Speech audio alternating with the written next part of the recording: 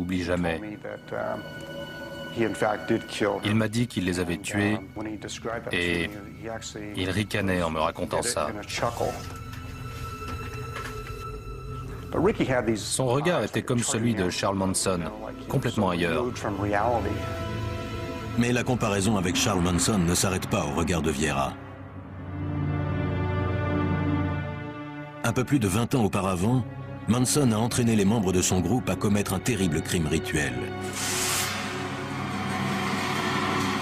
Le témoignage de Vieira semble confirmer le sentiment de la plupart des habitants de la ville. Sa bande est en fait une secte meurtrière, dont le chef est un homme de 28 ans, Gerald Cruz. Il était plutôt bon psychologue. Il savait comment motiver les gens, c'était évident. Il les prenait et les façonnait selon sa volonté. Il trouvait des individus qui manquaient de confiance en eux, qui étaient à la rue. Il les intégrait à son petit groupe et puis il les manipulait. C'était un manipulateur. D'après William Miller, Cruz avait déjà fondé quelques années auparavant une organisation qu'il avait baptisée l'Ordre du Lion. Tous les membres de l'Ordre du Lion signaient un registre et apposaient à côté l'empreinte sanglante de leur pouce. Si je me souviens bien, il y avait au moins une douzaine de noms dans ce registre.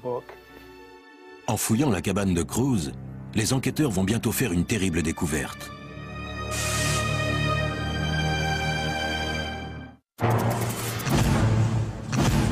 Les habitants de cette petite bourgade du nord de la Californie ont été traumatisés en apprenant l'assassinat de 4 personnes en une nuit. La police retrouve le journal des membres de la secte au domicile de Gerald Cruz, le principal suspect. Les documents de l'enquête établissent que le journal décrit en détail les rituels sataniques. Comme la plupart des soi-disant satanistes, Gerald Cruz mélange les rituels traditionnels trouvés dans des livres avec certaines inventions de son cru. Le pire chapitre du journal est celui où Gerald Cruz donne son opinion sur le sacrifice humain. Gerald Cruz écrit dans son journal que le rituel le plus purificateur de tous est le sacrifice d'un nouveau-né. D'après certaines personnes, ceux qui pratiquent les sacrifices humains le font pour obtenir les faveurs de Satan et de fait l'espérance d'une longue vie. Pour Cruz et les membres de l'Ordre du Lion, le meurtre des 4 personnes de Elm Street n'était-il qu'une violente nouba criminelle? Ou bien existe-t-il des preuves qu'ils sont allés plus loin et ont pratiqué un sacrifice rituel? Le shérif Richard Brashears, qui a enquêté sur les crimes, a remarqué que certains aspects du meurtre ne collaient pas avec le profil satanique typique. Notamment les objets sataniques qui ont été retrouvés au domicile de Gerald Cruz et non sur la scène du crime. Aucun écrit ni aucun diagramme qui aurait pu apporter la preuve d'un meurtre rituel n'a été retrouvé dans la maison. L'avocat William Miller estime que Gerald Cruz n'a pas le comportement typique des grands maîtres de sectes sataniques. Les individus qui pratiquent des rites sataniques ou l'adoration du diable ont un centre d'intérêt, Satan. Et selon moi, Gerald ne s'est jamais intéressé à autre chose qu'à lui-même. Selon la rumeur, Cruz aurait eu un compte à régler avec le propriétaire de la maison. Le problème tournait autour de Missy et de ses fréquentations, qui elle voyait, avec qui elle était sortie. Mais si le propriétaire était le seul que la secte ait voulu tuer, pourquoi les 3 autres victimes? La seule explication que nous ayons trouvée, c'est que Gerald Cruz ne voulait aucun survivant. Gerald Cruz, Ricky Vieira et Dave Beck sont condamnés à mort. Jason Lamarche et Ron Willey à 62 ans de détention pour leur participation au crime. Michelle Missy Evans passe un accord et, en échange de son témoignage, obtient la liberté surveillée pendant 3 ans. Que les crimes de Elm Street aient été des meurtres rituels ou non, William Miller estime que la secte de Gerald Cruz ne s'est jamais tellement éloignée de ses racines sataniques. Quand vous êtes embringué dans un truc pareil, vous n'abandonnez jamais. N'oubliez pas qu'il possédait le livre de rituels. Selon la police, le livre est un ouvrage satanique. C'est l'un des cas dont je me souviendrai toute ma vie. Je dois avouer que Gerald Cruz est sans doute la personne la plus mauvaise que j'ai jamais connue. Ça lui ferait sans doute un plaisir fou de le savoir. Gerald Cruz refusant de parler, nous ne saurons peut-être jamais si le massacre était une offrande au diable ou bien l'acte d'un démon et de ses disciples. Certains experts estiment que Gerald Cruz avait vaguement basé sa secte sur son interprétation des enseignements sataniques. Mais les membres de l'Église de Satan affirment que les individus tels que Cruz donnent une mauvaise image des vrais satanistes. Gloire à Satan. Lors d'une cérémonie rituelle, ils se rassemblent et placent une jeune femme sur un autel pour vénérer Satan et représenter les désirs charnels de l'être humain. Au nom de Satan, maître de la terre, roi de l'univers, je demande aux forces des ténèbres de m'accorder leurs pouvoirs infernaux. Notre Dieu n'est pas un type qui meurt accroché sur une croix. Notre Dieu est quelqu'un qui est à terre, qui a été anéanti par l'être censé être le plus puissant de l'univers et qui est néanmoins capable de se relever et de continuer à lutter. C'est un héros très humain. C'est notre héros. Blanche Barton est magistrat de l'Église de Satan. Ce titre lui a été attribué par l'autorité qui dirige l'Église, le Conseil des Neufs, pour récompenser l'efficacité avec laquelle elle a répandu la parole de Satan. Blanche a été pendant de nombreuses années la compagne d'Anton LaVey, fondateur de l'Église de Satan, la première église satanique contemporaine. Connue sous le nom de Pape Noir, LaVey est l'auteur du credo sataniste, la Bible satanique. Aujourd'hui, Blanche Barton se consacre entièrement à poursuivre le mode de vie libertin de LaVey. Le rôle des satanistes dans la société sera toujours d'aller au-delà des limites de la bienséance et, en quelque sorte, de provoquer un peu les gens. Nous sommes là. Je suis toi. Tu es toi. Que ta volonté soit faite. L'Église de Satan affirme être souvent associée à tort avec le sacrifice rituel. Je suis sataniste depuis 30 ans, donc je sais de quoi je parle. Nous ne sacrifions aucune vierge, aucun nouveau-né.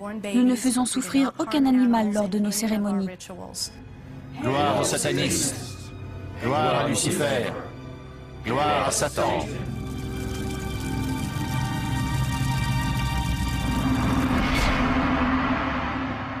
Pourtant, Ted Gunderson, ancien agent du FBI qui a passé sa vie à enquêter sur les sacrifices humains, affirme que le meurtre est la base même du satanisme. Il avance comme preuve le livre du célèbre occultiste britannique Aleister Crowley, Magic and Theory in Practice. Voici ce qu'il écrit. Pour le plus grand achèvement spirituel, il faut par conséquent choisir une victime possédant la plus pure et la plus grande force.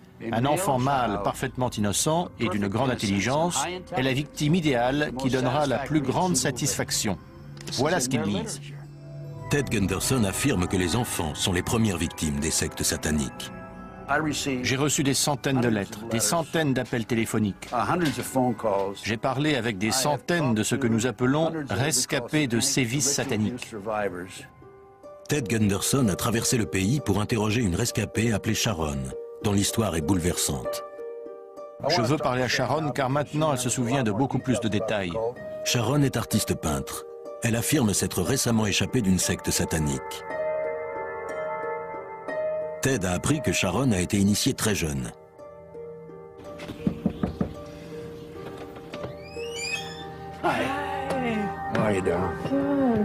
Pour commencer, comment manipule-t-il les gens? Ils commencent avec de très jeunes enfants. Ils les mettent sur un autel et leur donnent un nouveau nom. Ensuite, ils leur disent « Tu es endormi, ce qui t'arrive n'est pas réel », tout en pratiquant un rite satanique sur leur corps ou sur leur esprit. Sharon se rappelle parfaitement sa cérémonie d'initiation. L'un des chefs a coupé le cou de cette chèvre noire. Puis il a pris la tête, il l'a secouée au-dessus de moi et m'a arrosé le corps de son sang. Il disait « Lucifer est notre Seigneur ».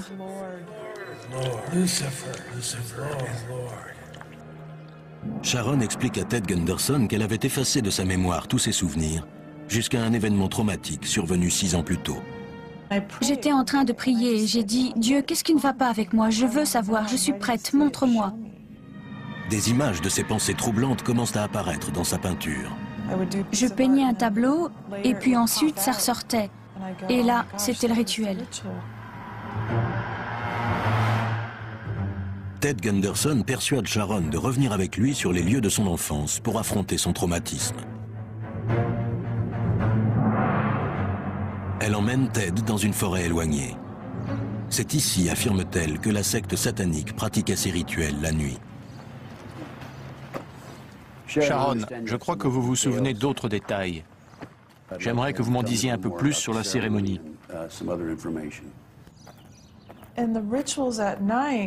J'ai vu des choses terrifiantes la nuit lors de ce rituel. Il y avait 3 hommes vêtus de noir qui m'attendaient. Et puis ils m'ont programmé. Ils disaient « Tu ne te souviendras de rien. Tu es à la plage, dans l'eau, tout est calme. » Puis Sharon entraîne Ted plus profondément dans la forêt, vers un lieu où, dit-elle, les membres de la secte l'ont emmené plusieurs fois. C'est juste là-haut. Ils m'ont emmené ici la nuit. Nous sommes montés jusqu'à la chute d'eau. Ils priaient Lucifer et parlaient une drôle de langue.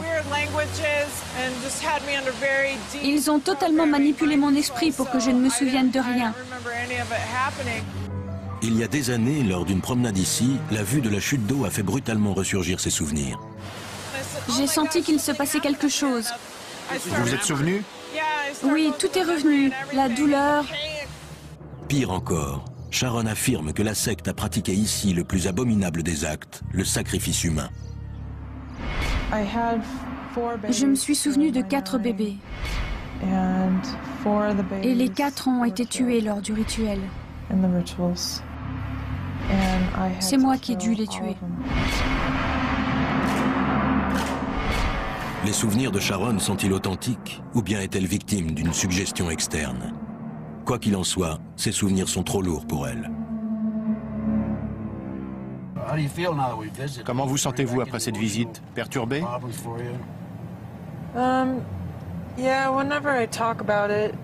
Oui, chaque fois que j'en parle, je suis triste à l'idée de ce qui s'est passé. Et surtout en pensant aux bébés. C'est abominable ce qu'ils ont fait. Mais pour Gunderson, cet entretien est une révélation. Les informations que Sharon a données aujourd'hui confirment celles données par d'autres rescapés. Pourtant, de nombreux spécialistes doutent des méthodes de Gunderson. Les souvenirs retrouvés, tels que ceux de Sharon, sont rarement fiables. Et l'Église de Satan déclare n'avoir jamais pratiqué aucun sévice. Tous ces gens qui participent à des émissions de télévision et qui racontent toutes ces histoires de souvenirs retrouvés et de satanisme, tout ça est faux. Cependant, Dawn Perlmutter, spécialiste des crimes rituels, a trouvé plutôt crédible l'histoire de Sharon. J'ai travaillé sur des cas similaires. Sa description est très détaillée et je pense que ça lui est arrivé.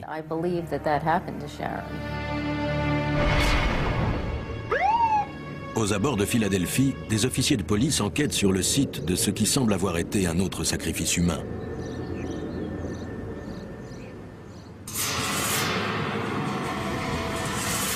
En arrivant, nous avons cherché des preuves, des choses pouvant relier des gens à ce crime, des traces de pas, des détritus qui auraient pu être jetés, tout ce qui peut nous aider à comprendre ce qui s'est passé ici. L'examen des terribles indices semble indiquer un meurtre commis par une secte satanique.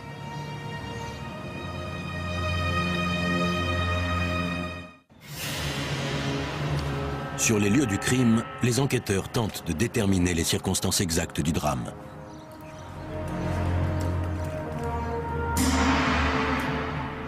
Qui l'a trouvé? Un homme qui allait pêcher au bord de la rivière. Il est tombé dessus par hasard.